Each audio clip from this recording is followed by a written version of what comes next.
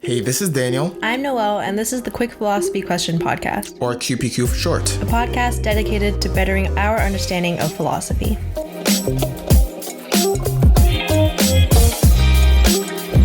Hey guys, we're back for another podcast. So today we're going to be talking about democracy, consent, and power. Yeah, and how it deals with knowledge and informed voting and consent and all that. And all that stuff. Yeah.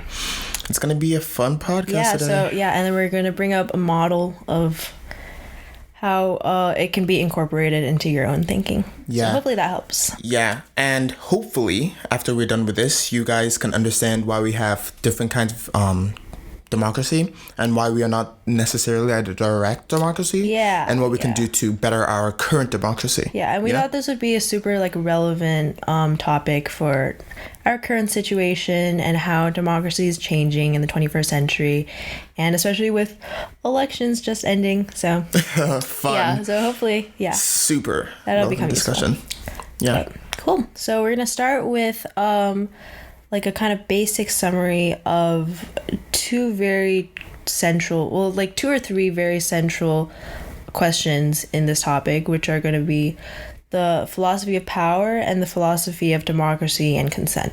Mm-hmm. So do you want to start? Again, I think philosophy of power. Should probably go first. Yeah. Okay, cool. So the philosophy of power is a branch of philosophy essentially having to do with defining power and as well as its consequences. So philosophical thinkers in this field dealt with issues of how power relates to knowledge and its ability to affect societal change. So one of the most leading primary thinkers in this field is Foucault, who is a 20th century French philosopher, and he's one of the most cited thinkers having to do with this topic. His theories are especially interesting because he refused to provide a singular, clear definition of power, and he relied on this fluidity and vagueness and obscurity as part of his thinking. And he also approached the idea of power with a certain skepticism for the Hobbesian theory that sovereign power or supreme power is the only form of power. One of his most important works is called Discipline and Punish, which, interesting side note, the French title translated to Surveil and Punish, which drew super interesting direct correlation between surveillance and discipline. But in that text, he delves into sovereign power through the most basic example of prison and prison dynamics. So he constructed this tower in his mind. I don't think it actually ever got actualized, but in which each prison cell faces outwards from the tower and is lit up by a window in a way that the prisoners could be constantly watched without knowing that they are. And in this scenario, he draws out kind of the most central form of direct sovereign power and punishment, while also asking questions about in which form this sovereign power can come and why it transitioned from more old techniques into new techniques of surveillance, and whether that has to do with us becoming more humanitarian in the 21st century or something else. So that's Foucault. And other thinkers in this field include John Locke, who contemplated ideas of how power related to political philosophy and knowledge, and Machiavelli, who defined three different forms of governmental power, which were monarchy, democracy, and republic, and Stuart Clegg, who approached the philosophy of power with a three-dimensional system, a kind of model of circuit boards. So that is philosophy of power. Great. Super well researched and thank you. Cool. So I'm gonna talk about the democracy and what that is. So a quick definition of democracy is that it's a form or a system where people choose who fill governmental offices and who are in certain kinds of government, part of the government, right? So there's two main forms of democracy: electoral democracy and liberal democracy. And electoral democracy is more of a minimalist version of democracy, where it's trying to have different representations of the people in the democracy, and also is based upon a constitution that the democracy has to follow, right? There isn't necessarily a specific definition of democracy that people have used throughout. This isn't because, people like to argue, especially on definitions and whatever. Yep. But, they still talk about how in different parts of democracy you need to have different things to make sure that it works well, like the freedom of assembly, freedom of speech, inclusiveness, equality, membership, consent, voting, right to life, and minority rights and whatnot. And a huge thing that is part of democracy that has been thought of is the tyranny of the majority, where the majority rules can overshadow smaller minority kinds of rules, like the same thing that we see with different societies and slaves and whatnot. And so that's a huge thing in democracy. Yeah.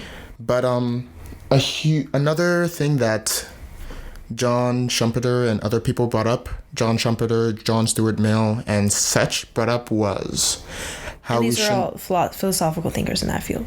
Yeah, they are philosophical thinkers in that field, yeah. Another thing that they brought up relating to democracy is how democracy isn't necessarily a static thing, and how it grows over time, and how it's not something that you lose. It's not something that you build once and it's maintained forever. It's something that continually can be maintained and continually be improved on, especially with the different kinds of stuff and social ideas that come later on. Cool. Yeah, that's super interesting, because I was just talking about how Foucault he refused to have one concrete definition. And yeah, I think that's super similar to what you just said about how everything's like constantly changing and fluid. Yeah. And I also thought it was really interesting about how you brought up that even though no one really agrees on a definition of democracy, how there's like universally accepted qualifications. Yeah, universally accepted things that help it become a better democracy, Yeah, but are they universally accepted?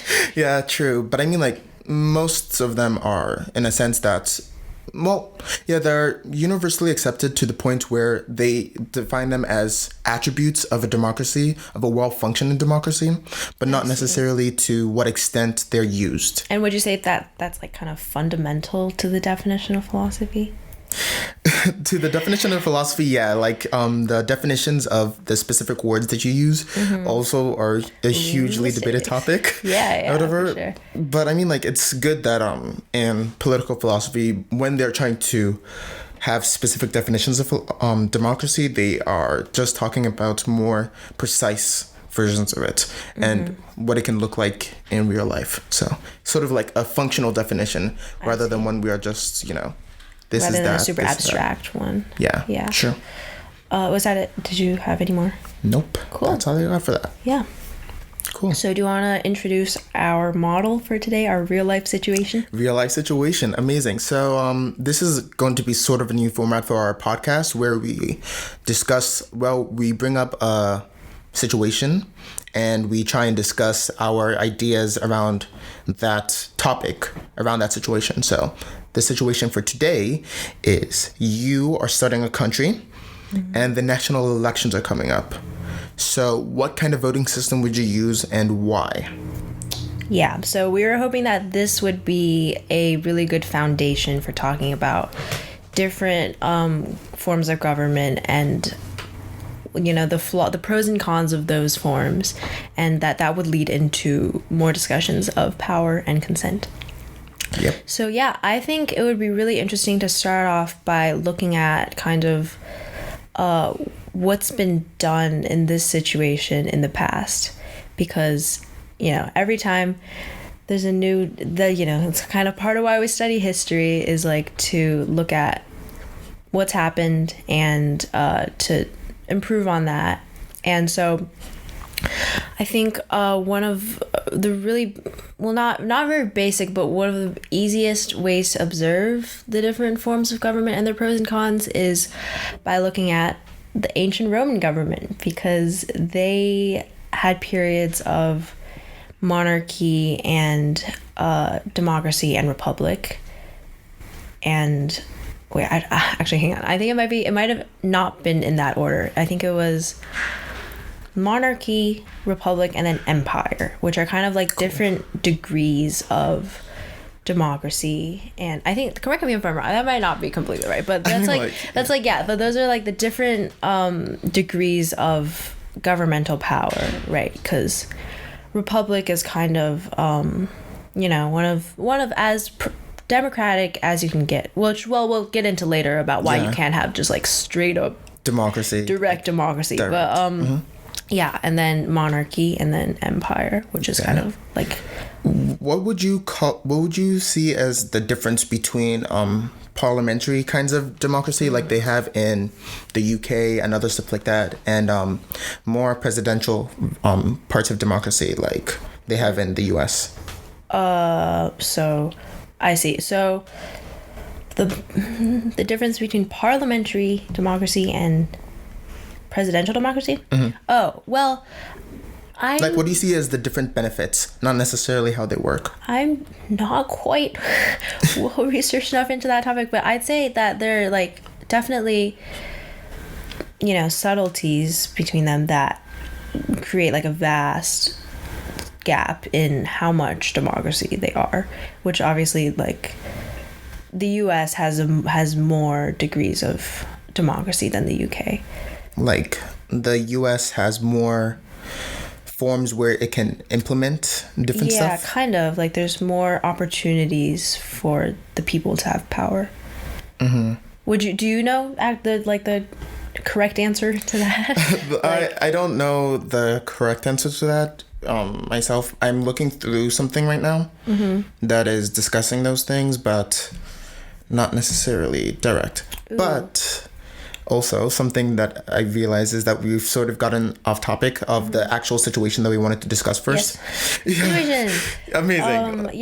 Well, I do think it's useful to like cover, all the different forms that you could take in this situation, all the different roads that, and it's especially easy to think about that when those paths have already been taken, and you can observe like what happened from them. So, so I think one of the questions we wanted to answer was why democracy has to come in degrees, like why it can't be full and complete direct democracy. Because I think it's because there aren't any recent examples, I don't think, of nations which have started out and become like direct democracy, just like without any, just like straight, like whoever the people vote for, like popular vote, becomes the leader. So I think it's become kind of forgotten maybe of why democracy has to come in degrees. Yeah. So what do you think? What's your approach on that? So when I was reading something by, I believe, John Stuart Mill, or is it Larry Diamond? I don't really remember particularly. We will have that in the sources below. But generally, when I was reading on representative government, the main reason why they believe that to be an ideal form of government is because it's basically trying to say that not every single person in a community can know every single thing that is being like voted on and whatnot. And because they don't have that knowledge on every single thing, then it's not like they can make the best decision in their own interest. You know? Well, right, but if that's your argument, then why would we have democracy at all? Why have democracy at all?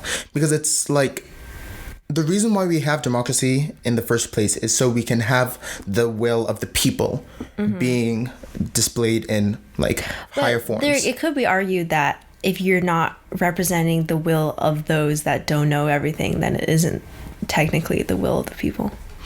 Well, I mean, like, there are certain things that the people want right? Not necessarily because we know that if they're fully informed or whatever, but like, for example, when you want, I'm bringing back the pie example, but when you really want pie, like, you might not necessarily know exactly how you want to get the pie, right? Or Yeah. you might not know exactly everything about that, but in that moment, the will of that person is to get pie, right? So in that sense, having a democracy where the will of the people that are living in that society are enforced is the point of democracy.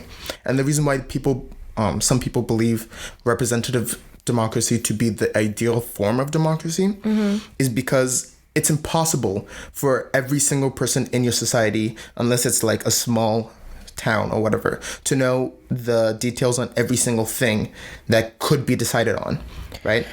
Right, of course. So that's why they Well, believe. I mean, it's nearly impossible. Nearly It's impossible. Like, for now, since we have a limited memory and limited resources to think about stuff for now.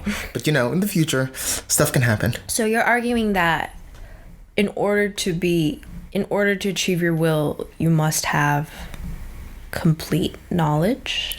Not necessarily complete, but sufficient knowledge to make well-informed decisions or good But decisions. so then what about the people that can't access knowledge?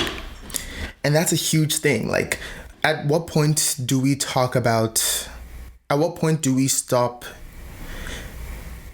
At what point is it important to inform our society, and at what point do we leave that to other people? Well, yeah. Well, my question is, at what point is it okay to take away power and representation from a person because they don't have knowledge? On that specific topic, which is really important, know? Well, by your definition, then knowledge is power. Knowledge is power. Like, you don't get representation if you don't have knowledge. Yeah. Knowledge Which is a huge seems a bit flawed. a bit flawed. Yeah, that's true. That's why I believe that it's important to make sure that every single person is engaged in that form of democracy or that form of system that they're in, right? Right, but how do you do that? Well, like, the specific policies of how you would accomplish stuff like that usually just comes through education. And this is exactly why teachers are so important to our future of our society. Right. Even though they don't get respected as much as they should. But that's another topic for another day. Yeah, but I mean, education in itself isn't perfect, obviously. Yeah, and also it's important to talk about, like, the direction of education, at least in the sense of our society. Yeah. It's like, what do you inform people on? Like, is it that you should inform people to learn how to think critically, or is it that you should inform people to do certain stuff? Because, like, information itself is not necessarily truth in itself. Of course. Well, yeah. Well, that's the issue. Yeah, like, what do you choose to inform And what people is on? truth, really? Yes, yeah. So Another thing. I think we're kind of straying a little bit. A little bit. So yeah, getting back on So track. I think also an important question that we should probably answer is why, like, America specifically, why we have chosen to have the Electoral College. Because originally, in the first model of America, it was essentially just direct democracy. Essentially. But that was when there was, like, still a small enough group where it wouldn't really matter as much, if you know what I mean. Well, obviously it failed because they Obviously it reconstructed a failed. new one. So, but I think it's important to define why it failed. Which, my approach on that is that the pros of the Electoral College is that it guarantees power for every place.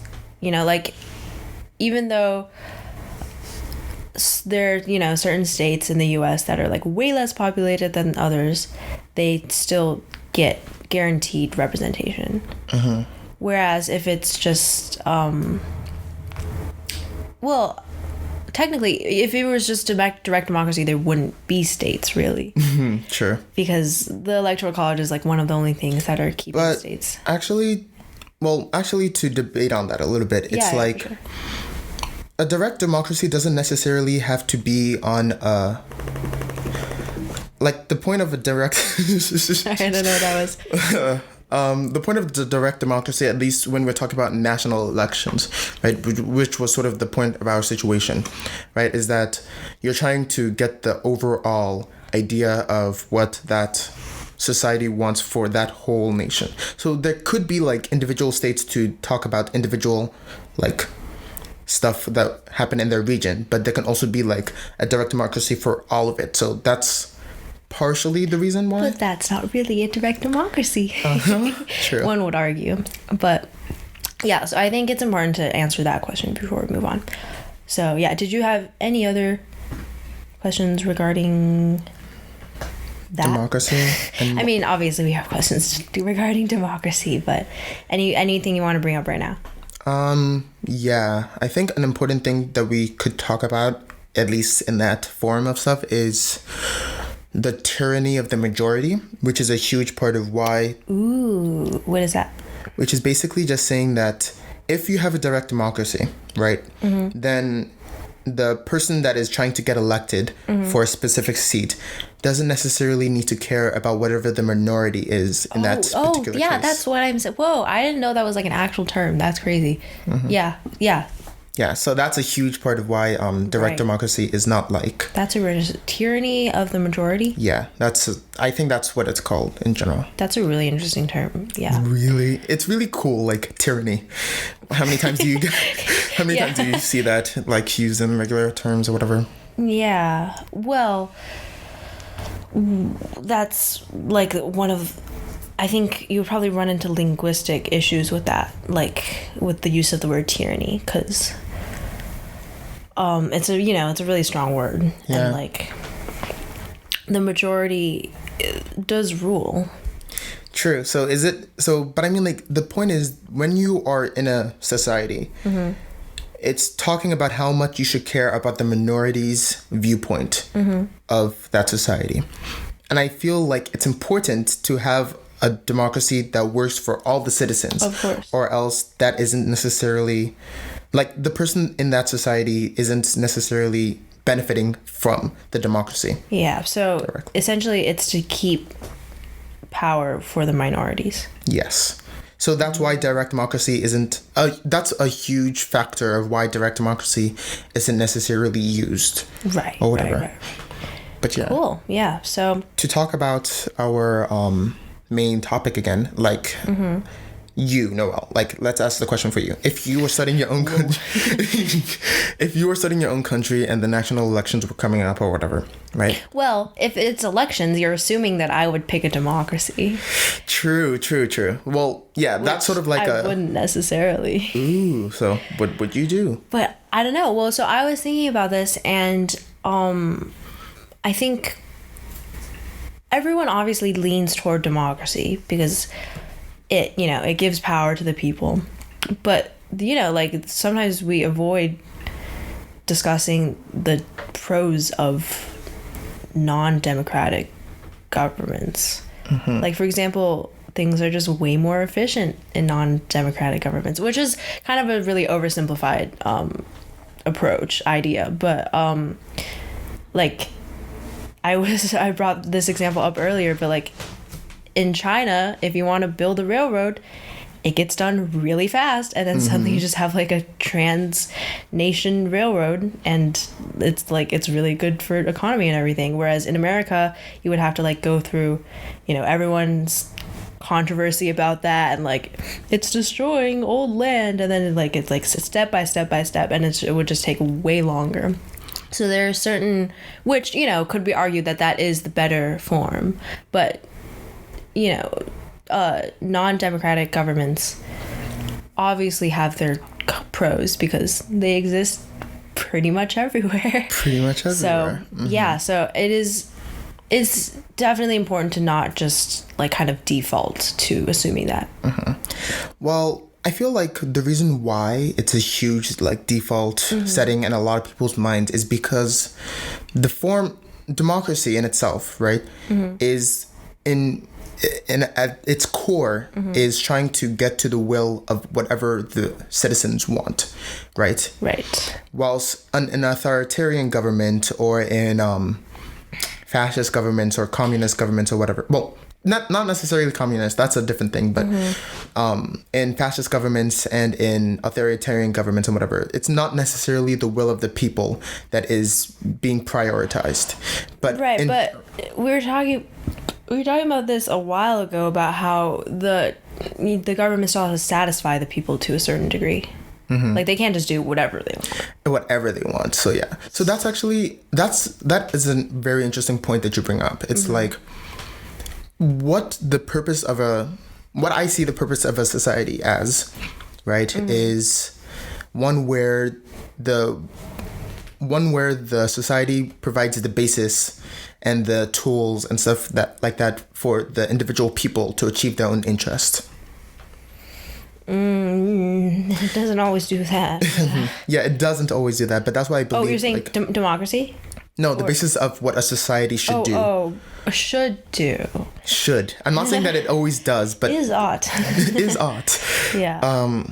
Yeah, that's what I see as the purposes of a society. And I believe that democracy, where it's trying to get the will of the people, is also inherently trying to is helping them increase their own interests, like get their own interests. So I believe that democracy more directly instills that compared to like authoritarian, communist, or fascist governments. Yeah, well, yeah, of course. Well, and like that's why everyone favors democracy. Basically. But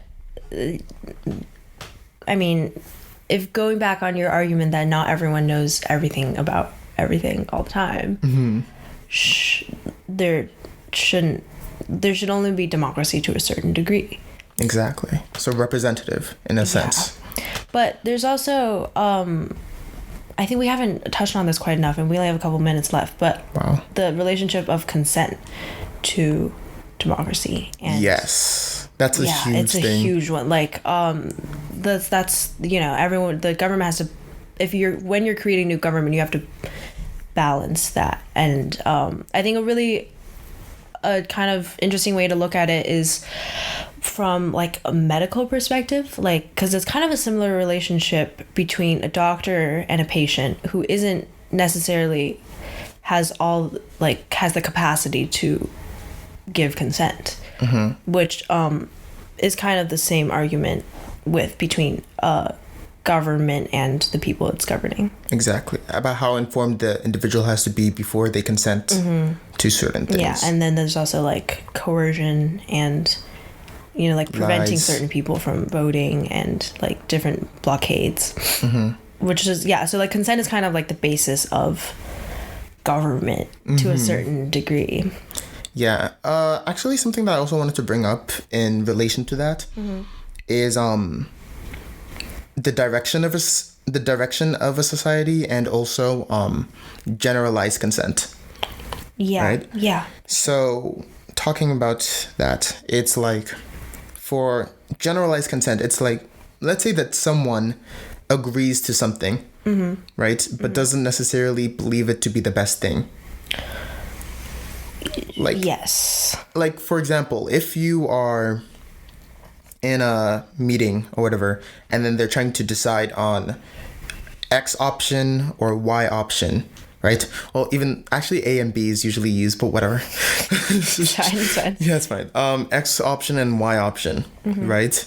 So in that case, most of the people there, right, can agree and say that X option is the best option, right? Even though the other people don't necessarily agree and say that Y option is the better option.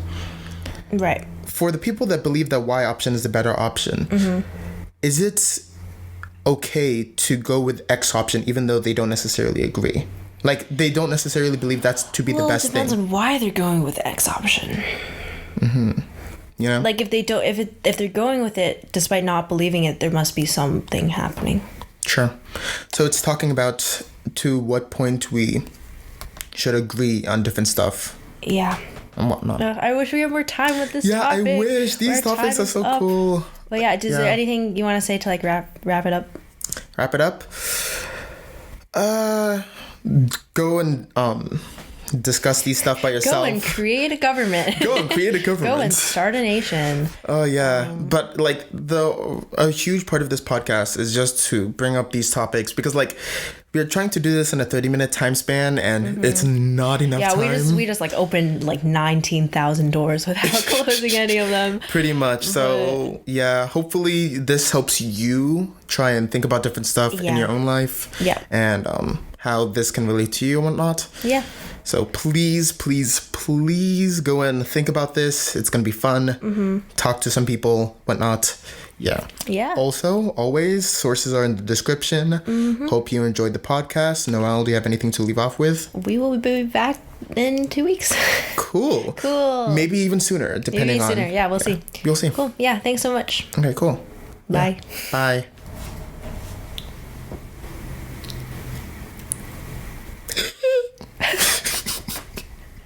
I need some room sound, okay? I need some noise. Okay, shut up. Cool. Cool. That was way more chaotic than the last